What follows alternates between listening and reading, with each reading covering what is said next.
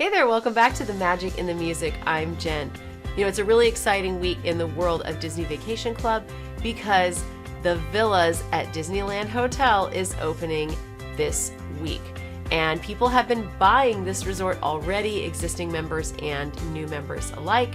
And now it is finally going to open and you're going to be able to stay and see everything about it. And unfortunately, I can't be there. So viewers, if you have video or anything that you want to share with me, please send it my way. I would love to see it. And if you have something you'd like to share on the channel, send it on over. I would love to connect with you maybe on our Facebook page so that I can get a little bit of insight into that brand new resort. It's so exciting and I have FOMO really bad because I can't be there right now. If you're thinking, hey, what is Disney Vacation Club? This is not the video for you. You're going to want to go and check out our Disney Vacation Club playlist and learn more about Disney Vacation Club first. But if you're familiar with the product and you are considering whether to buy it, or maybe you're a member and you want to know what to expect with your new membership, this is definitely the video for you. A lot of people, when they are thinking about whether they want to purchase Disney Vacation Club, think about the initial cost, the initial purchase price. But there are actually some ongoing costs or even kind of hidden costs that I want to make you aware of today. So you're going to want to stick around for this video.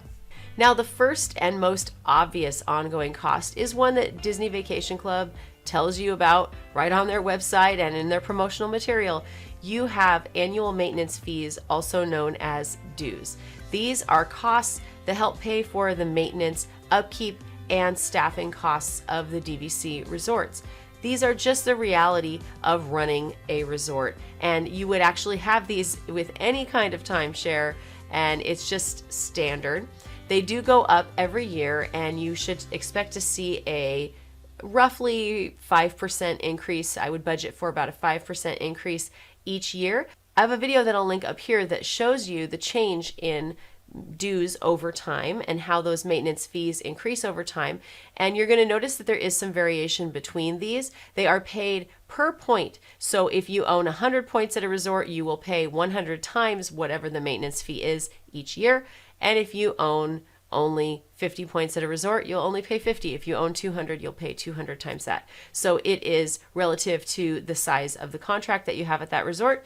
Some resorts have lower maintenance fees and some have higher maintenance fees. Obviously, maintaining a savanna with African animals at Animal Kingdom Lodge, which is one of our home resorts, it's not always going to be the cheapest, but we still find a lot of value in it. So sometimes there are reasons why you might have higher maintenance fees, and you just have to ask yourself whether those maintenance fees are worth it for that particular resort. The next ongoing expense for Disney Vacation Club members is travel-related expenses. This could include travel insurance, car rental, transportation to and from the airport if you took an Uber, really just any of those costs around those kind of peripheral things that are a part of your Disney Vacation Club trip. Each time you choose to take a trip, you are going to be incurring those expenses. And if you own Disney Vacation Club, you guessed it, you're probably going to be taking more frequent trips to Disney. Now, if you live far away from Disney World and Disneyland like we do, you'll have another expense that's a big one, and it's airfare. We cannot realistically drive, particularly to Florida. That is not a drive that we're going to make. And so we have to pay for airfare every single time. That is definitely one of the pain points for us as DVC members because it's a considerable cost to fly our family across the country each time we choose to go. That's one of the reasons why we like to book longer stays, because we have a fixed cost for airfare each time. And so if we can have a longer stay, instead of going for 4 nights, maybe we go for 8 nights, we are sort of getting more vacation and more value out of that because we're paying basically the same for the airfare. So that's something to think about. If you're able to drive to Disney World, then you'd certainly have some more options. I'll tell you the biggest expense that we have as a family, as Disney Vacation Club members each year, is the purchase of our annual passes. Now, it's worthwhile to us. We have annual passes for Disney World, and for a family of 4, it really adds up. And if your family was bigger, it would even be a bigger price tag. So that is a pretty big cost. We definitely get a lot of value out of those annual passes. So we are definitely planning on hanging on to our annual passes, But every time when I have to renew those passes, I just cringe at how much I'm spending on those passes. But later on, a year later, when I'm using them and enjoying them, I don't really think about the money at that point. Now, you don't have to purchase annual passes as Disney Vacation Club members. It's just that you'll find that if you tend to take more frequent trips to Disney, you may feel that there's better value in getting an annual pass at that point. Another ongoing cost that happens for Disney Vacation Club members are all the little tiny peripheral expenses around traveling. So I'm talking pet boarding, travel supplies. I know I always make a big Target run before I go on a vacation, and I'm buying sunscreen and I'm buying toiletries. All those things really do add up each little trip that you make. You might always go get a pedicure or a manicure or something special. You might treat yourself, go get a spray tan. I don't know. You might do something special to prepare yourself for that vacation. And all of those little things start to add up. I know when we go on our vacations, our children are always growing and outgrowing their swimsuits and their comfortable shoes and their sandals and their summer shoes and, all the different things that we need to pack for our vacations, because we live in the Northwest and sometimes the climate can be quite different. And then we realize we go to Disney and, oh no, my son doesn't have any shorts that fit. So now I'm running out and I'm buying him all new things. So there can be a lot of those other peripheral things. We need some sandals to wear to the pool, or we need this or that. And particularly if you have children, they are always outgrowing things and you're adding new things. Now, I probably would buy a lot of those things anyway, but when we're going on vacation, it kind of accelerates that shopping process. Another thing that families like to do is a lot of people like to purchase special t-shirts, or they'll get customized shirts or something that they want to wear around the parks. Some people coordinate entire outfits and they do mouse ears that match and all kinds of things. And those expenses can also add up. Hey, while I'm on the subject of t-shirts, you can check out our shop over at themagicinthemusic.com. I have all kinds of vacation and a lot of music related products over there on our shop. So if you want to support what I do here and you find value in the channel, please go visit us at themagicinthemusic.com. Another thing that is going to come along with more frequent Disney vacations is souvenirs. I know some of you are really big shoppers. I try to keep it under control. I'm not a huge shopper. Things over my shoulder would indicate otherwise, but I do buy a few souvenirs every time we go on vacation, and some of you buy a lot of souvenirs every time you go on vacation. So if you know you're going to be dropping a lot of money on souvenirs, you're definitely going to want to put that into your budget.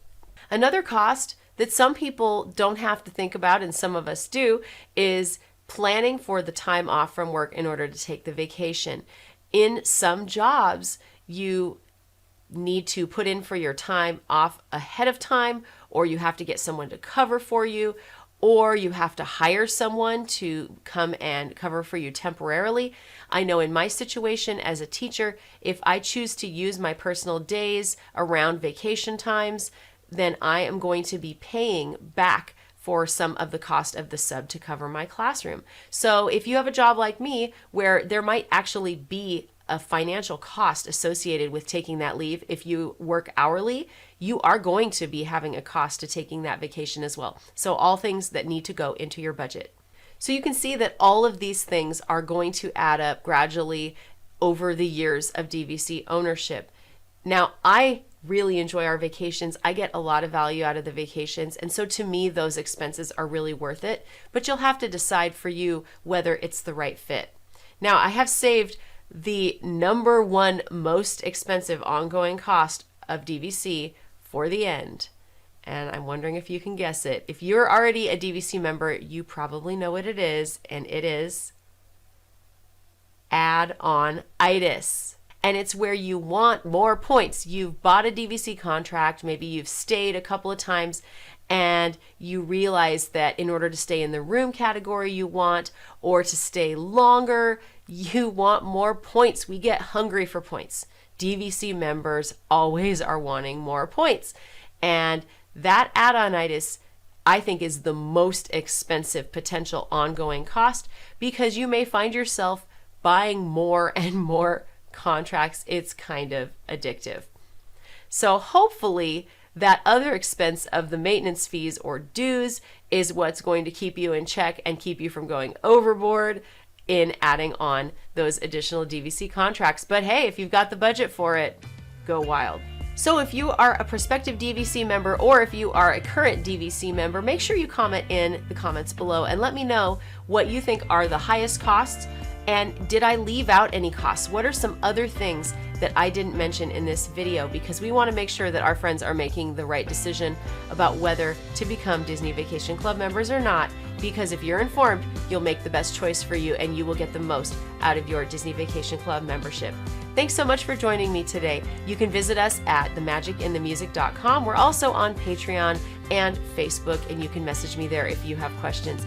Have a fantastic day, everybody. Bye.